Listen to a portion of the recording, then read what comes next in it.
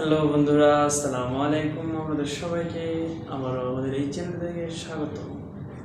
So বন্ধুরা, আজকের ভিডিওটা হচ্ছে কপিরাইট ভার্সেস কপিরাইট ক্লেইমে। ঠিক আছে, কপিরাইট ভার্সেস কপিরাইট ক্লেইমের যে ভিডিওটা আমি আপনাদের সাথে আজকে শেয়ার করব। আসলে আমাদের মধ্যে হচ্ছে কি একটা জিনিস অবগত থাকে যে কপিরাইট যে খেলা, কপিরাইট ভার্সেস যে কপিরাইট ক্লেইমটা আছে, কপিরাইট স্ট্রাইক পড়ে বা কপিরাইট ক্লেইম পড়ে, যেটাই বলুন। তো এই দুইটা থেকে যে কোনো একটা পড়লে আমাদের মধ্যে কিন্তু একটা আনাগোনা শুরু হয়ে যায়। ঠিক আছে, তো আমাদের মধ্যে আনাগোনা শুরু হওয়ার কারণটা হলো এইটা যে আমাদের ভিডিওটা কেন কপিরাইট ক্লেইম পড়লো। আপনার ভিডিওতে কপিরাইট ক্লেইম পড়ছে, তাহলে আপনি অবশ্যই টেনশন করবেন যে আমি এত কষ্ট করে একটা ভিডিও তৈরি করলাম, সেটা যদি কপিরাইট ক্লেইম বা কপিরাইট স্ট্রাইক পড়ে, অবশ্যই আমার চিন্তাটা অন্যদিকে চলে যেতে পারে। সো গাইস, সেই সমাধানটা নিয়ে আজকে আমি আপনাদের সাথে আলোচনা করব। আপনারা দেখছেন টেকনোলজি বাংলা 24, আমি আছি আপনাদের সাথে ইরফান হোসেন। সো গাইস, চলুন কথা না বাড়িয়ে ভিডিওতে চলে যাই।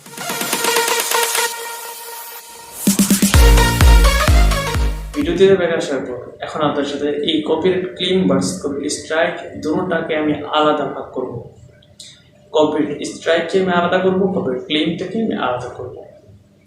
আচ্ছা, আমি কপিরাইট ক্লেইম নিয়ে যদি প্রথম কথা বলি, তাহলে কপিরাইট ক্লেইমে যেই সাধারণত আছে, যে আলোচনাটা আছে, সেটা হলো আমাদের কপিরাইট ক্লেইম অনেকে চিন্তায় পড়ে যায়, অনেকে চিন্তাধারণা অন্যদিকে চলে যায়। কপিরাইট ক্লেইম খেলে কোনো আপনার চিন্তা নেই, আপনি চিন্তা করার দরকার নেই। ঠিক আছে, আপনি কোনো চিন্তা করবেন না যে আপনার ভিডিওতে এটা কপিরাইট পড়ে গেছে, আমি এখন কি করবো, আমার ভিডিওতে কপিরাইট পড়ে গেছে বা কপিরাইট ক্লেইম যেটাকে বলে সেটা পড়ে গেছে। আমি কপিরাইট স্ট্রাইকের কথা পরে বলছি, কপিরাইট ক্লেইমটা আমি আগে আপনাদের বোঝাচ্ছি। এখন কথা হচ্ছে কপিরাইট ক্লেইম যে খেলা, এর কারণটা কি? কপিরাইট ক্লেইম খাওয়ার কারণ হলো এটাই যে আপনার ভিডিও হয়তো কোনো আপনি টাইটেল বা কোনো থাম্বনেইল যে কোনো একটা কিছু আপনি কপি করেছেন, মানে অন্যের থেকে সেটা আপনি কপি করে চালাচ্ছেন। হয়তো ওই কারণে আপনার ভিডিওতে কপিরাইট ক্লেইম এসেছে, ছোটোখাটো কপিরাইট ক্লেইমটা সাধারণত আমাদের ভিডিওতে এই কারণে টাইটেল থাম্বনেইল এইসব বিষয়গুলো যে সময় আমরা একটু আরেকজন থেকে নেই না বলে, তখন কিন্তু এটা আসে। তো আপনি আপনার ভিডিওতে কপিরাইট ক্লেইম আসে, আপনার কোনো চিন্তার কারণ নেই, আপনি নিশ্চিন্তে ভিডিও বানাতে থাকুন এবং ভিডিওর সাথেই থাকুন। আমি কিন্তু আপনাদের এই টিপসটা এই জন্য দিচ্ছি, আমরা অনেকেই আমি দেখেছি যে আমার সাথে এই ঘটনাটা ঘটেছে এবং আমার সাথে অন্যদেরও এই ঘটনাটা ঘটেছে। ঠিক আছে, তো আমরা কপিরাইট ক্লেইমটা মোটামুটি জেনেছি।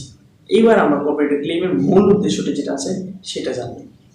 কপিরাইট ক্লেইম হচ্ছে যে আমরা যদি জিমেইলের মধ্যে চলে যাই, আমাদের যে মোবাইলের জিমেইল অ্যাপটা আছে সেখানে আমরা চলে যাই, সেখানে দেখতে পারবো যে জিমেইলের মধ্যে গেলে যে আপনার যে জিমেইলটা দিয়ে আপনার ওই চ্যানেলটা খোলা, সেই চ্যানেলটা দেখতে পারবেন। গিয়ে একটু স্লাইড করে নিচে দিকে যদি যান, তাহলে দেখতে পারবেন যে এখানে দেওয়া আছে যে ইউটিউবের যে সোশ্যাল মিডিয়ার কিছু জিমেইল পাঠানো হয়েছে আপনাদের ইউটিউব থেকে, সেই জিমেইলগুলো আপনারা একটু পড়ে নেবেন যে এখানে কী এসেছে। তো দিলে দেখতে পারবেন যে আপনার কী বিষয় নিয়ে এসেছে। সামথিং ইজ রং, আপনি চাইলে ভিডিওটা ডিলিট করতে পারেন। আমি মনে করবো যে আপনি ডিলিট করে ফেলবেন। আপনি যদি ডিলিট করে ফেলেন তাহলে আপনার চ্যানেলটা একটু সাবস্লিমিং বা আপনার স্পাম থেকে বেঁচে যাবে। এই হলো কপিরাইট ক্লেইমের আলোচনা ছিল। এবার আমরা কপিরাইট স্ট্রাইকে চলে যাব। এবার আসুন কপিরাইট স্ট্রাইক কি। কপিরাইট স্ট্রাইক হচ্ছে অন্যের জিনিস অনুমতি ছাড়া ব্যবহার করা, এটাও ঠিক আছে, কিন্তু এটার মধ্যে একটা পার্থক্য হলো যে আপনি যে ব্যবহার করছেন সেটা বড় ধরনের কোনো জিনিস হতে পারে। ঠিক আছে, কপিরাইট স্ট্রাইকে যে জিনিসটা সর্বপ্রথম আমরা খেয়াল করতে হবে, আপনাকে হয়তো আপনি তার ব্যাকগ্রাউন্ড, হয়তো আপনি তার থেকে কোনো অ্যাড, হয়তো আপনি তার কোনো ডিসক্রিপশন, তার কোনো লিঙ্ক দিয়েছেন, অথবা তার কোনো চ্যানেলের যে কোনো একটা ভিডিও আপনি আপনার ভিডিওতে রিআপলোড করেছেন, সেই সব ভিডিওগুলো কপিরাইট স্ট্রাইক আসে।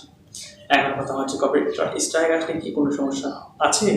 হ্যাঁ, অবশ্যই আছে, কারণ কপিরাইট স্ট্রাইক এটা আপনি সবাই জানি মোটামুটি যে কপিরাইট স্ট্রাইকে বড় ধরনের ইউটিউবে সমস্যা করতে পারে।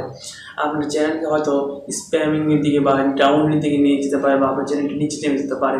সো আপনি করবেন কি, আপনার স্ট্রাইক যেটা পড়বে সেটার জন্য আপনি আবেদন করতে পারেন যে আপনার রিপোর্টটা পেয়েছে তার কাছে।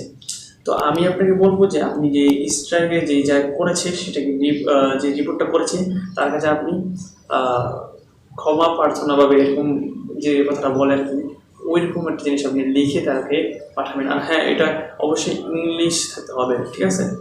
এখন কথা হচ্ছে আপনারা বলতে পারেন যে আমি তো কপিরাইটে যে দরখাস্তটা লিখবো সেটা তো আমি ইংলিশ পারি না, কিন্তু আমি টেক চ্যানেল বা যে কোনো চ্যানেলে আমি ভিডিও করছি।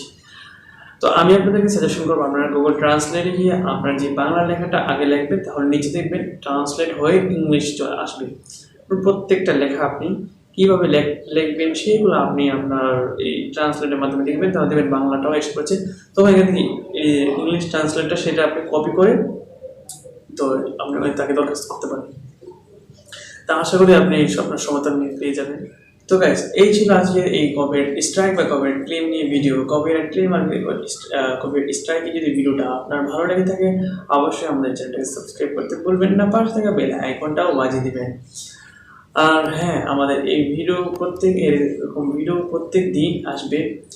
এইরকম ইউটিউব সোশ্যাল মিডিয়া বা ইউটিউব সম্পর্কে, ইউটিউব মার্কেটিং সম্পর্কে যত ধরনের ভিডিও আছে অবশ্যই আমরা এই চ্যানেলে আপলোড করব। আর হ্যাঁ, আপনাদের কাছে আমাদের একটা অনুরোধ, আমাদের অবশ্যই চ্যানেল সাবস্ক্রাইব করবেন। সো বেশ, ভালো থাকবেন, সুস্থ থাকবেন, খোদা হাফিজ।